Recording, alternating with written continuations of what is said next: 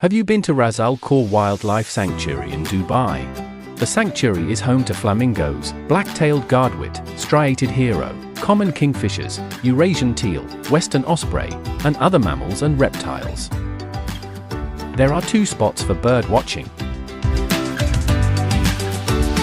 With the use of binoculars, we'll get a closer view on the flamingos. The interesting part is that the entry is free. From the second bird hide we got a closer view without the binoculars.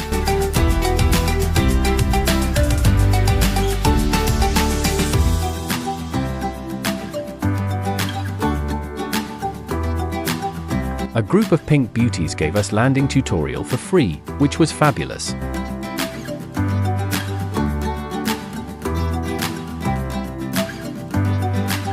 Make a visit and enjoy the view.